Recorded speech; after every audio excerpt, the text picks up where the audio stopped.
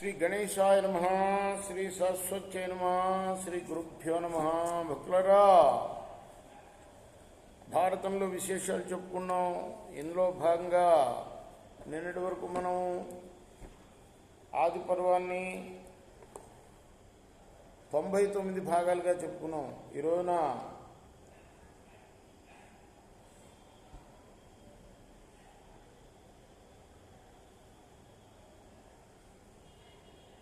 100వ భాగం చెప్పుకుందాం. చెప్పుకునే ముందు వ్యాసుల వారికి నమస్కారం చేసుకుందాం. అలానే ప్రసన్నాంజనేయ స్వామి ఈ దేవాలయ క్షేత్రపాలకుడికి నమస్కారం చేసుకుంటాం.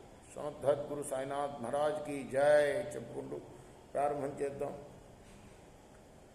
కుంతికి 3 పిల్లలు పుట్టారు. అటు గాంధారికి కూడా పిల్లలు కలిగారు. మరి మాద్రి సంగతి ఆమె ఇలా అనుకుంటుంది. కోరిన కోర్కికింతగగా కుంతి సుతత్రితయంబుగాంచే గాంధార్యునక్కడను సుతశతంబు ముదంబునరంగగాంచే నే పోరచి ఆడు పుట్టువున బుట్టి నిరర్ధక జీవినైతి సంసార సుఖావహం వైన సత్సుత జన్మము కానబోలమిన్. అన్నయ్య గారి పద్యం. ఆమె ఇలా బాధపడుతుంది. అయ్యో, ఆడపుట్టక పుట్టి సంతానం పొందలేకపోయాని. అటు గాంధారి పొందింది, ఇటు కుంతి పొందింది అంటూ ఏకాంతంలో పాండురాజు తోటి అన్నది, నమేష్టిత్వై సంతాప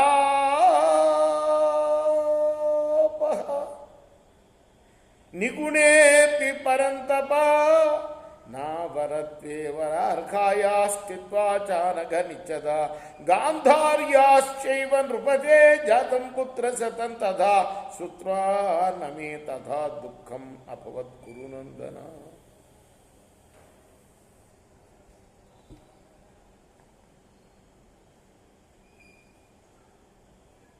నేనేమి బాధపట్ల, పిల్లలను కనలేని స్థితిలో ఉన్నానని బాధపడటంలే.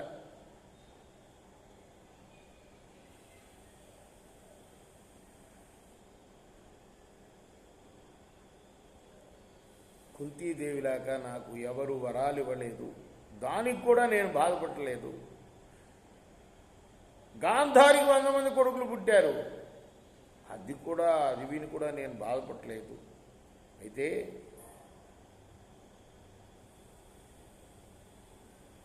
నేను కుంతీదేవి ఇద్దరం నీకు భార్యలమైనా కూడా నాకు సంతానం లేకపోవటం మాత్రం దుఃఖ కారణమవుతుంది. ఏం చెప్పింది? పిల్లలు కనలేనని బాధపడలేదు,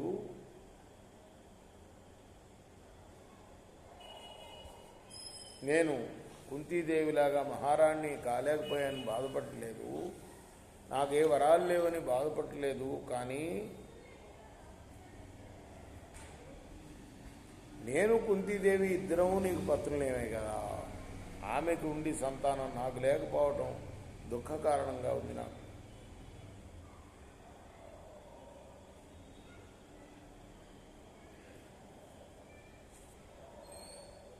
అయితే కుంతి దయతలిస్తే నాకు కూడా సంతానం కలిగే అవకాశం ఉంది. నాకు ఆమె సవితి కాబట్టి నేరుగా నేను అడగలేను ఆమెని.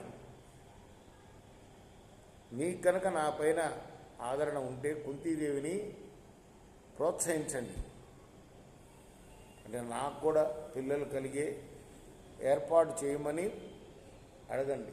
అప్పుడు పాండురాజు అన్నాడు, నాకు కూడా ఇదే మదిలో మెదులుతుంది, అదే విషయం నువ్వు కూడా చెప్పావు, కాబట్టి ప్రయత్నిస్తాను. నేను చెప్తే కుంతి తప్పనిసరిగా నా మాట వింటుంది అని అనుకుంటున్నాను. వైశంపాయనుడు చెప్తున్నాడు ఇదంతా ఎవరికి? జనమేజయ మహారాజుకి. ఎందుకు చెప్తున్నాడు అప్పుడప్పుడు తలుచుకోవాలి.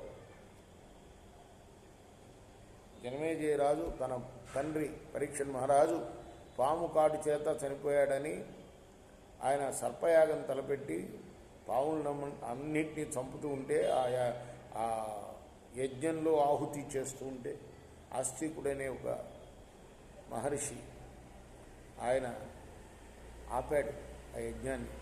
ఆ తర్వాత ఆ యజ్ఞంలో పాల్గొన్న వ్యాసులు వారిని అడిగారు, అయ్యా మా పూర్వీకులకు అసలు ఎందుకు పగ ఏర్పడింది?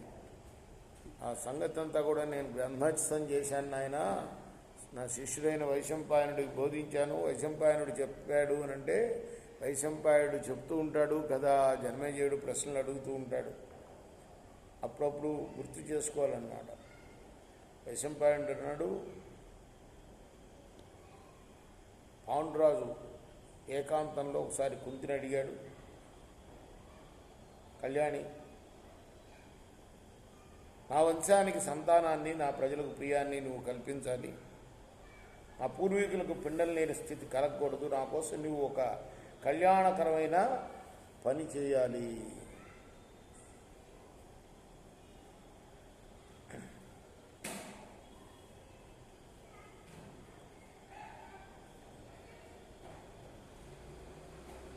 మాద్రిని కూడా ఒక గట్టుకు చేర్చును, ఆమెకు కూడా సంతానాన్ని కలిగించి ఘనకీర్తిని పొందు.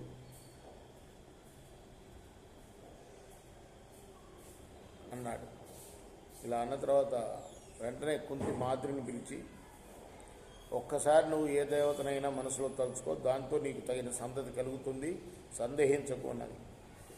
ఆ తర్వాత మాద్రి బాగా ఆలోచించి మనసులో అశ్విని దేవతలను తలుచుకున్నది. వారు వచ్చి ఆ మాద్రికి కవల పిల్లలను అనుగ్రహించారు. వారే నకులుడు, సహదేవుడు.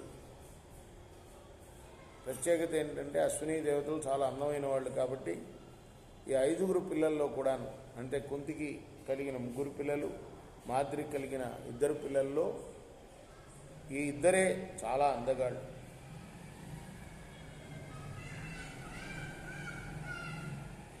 ఆ కవల పిల్లల గురించి కూడా ఆకాశవాణి పలికింది పుట్టగానే, వీళ్ళు బుద్ధి రూప గుణాల్లో అశ్విని దేవతలను కూడా మించిపోతారు, తమ తేజస్సు రూప సంపదలతో ఎంతో ప్రకాశిస్తారు. శతశృంగ నివాసులైన మహర్షులు వారికి నామకరణం చేశారు. వారిని ఆశీర్వదిస్తూ వారి భక్తిని చేష్టలను అనుసరించి పేర్లు పెట్టారు. కుంతి పెద్ద కొడుకుకు యుధిష్ఠిరుడు, తర్వాత వాడికి భీమసేనుడు, తర్వాత వాడికి అర్జునుడు. మాద్రి కొడుకుల్లో పెద్దవాడికి నకులుడు, రెండవ వాడికి సహదేవుడు అని పేర్లు పెట్టారు. ఇంతకుముందే ఆకాశవాణి ఉచ్చరించింది ఈ మాటలు. సరే, శాస్త్రం ప్రకారం కూడా నామకరణం అది చేయాలి కాబట్టి ఋషులు నామకరణం చేశారు. అయితే ఈ పాండవులు వెంటనే ఏదో అనుగ్రహించగానే పుట్టలేదు, మామూలుగానే కన్నారు. వీళ్ళు సంవత్సరానికి ఒక్కొక్క సంవత్సరం తేడా ఉంది వీళ్ళందరికీ కూడా.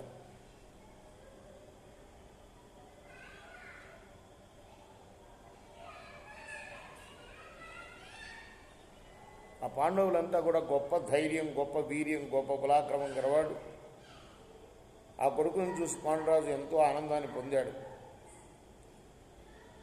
అలానే శతశృంగ పర్వత మీద నివసించే మహర్షులకు, మునిపత్రులకు కూడా ఆ పాండవులు ఎంతో ముద్దు అందించారు. అంటే ముద్దు మురిపాలు చిన్నపిల్లలంటే ఎవరికైనా ఇష్టమే కదా, వాళ్ళందరికీ కూడా ఆనందాన్ని పంచారు. ఆ తర్వాత పాండురాజు మరలా మాద్రికి సంతానాన్ని కలిగించడానికి కుంతిని ప్రేరేపించాడు. అవన్నది, రాజా,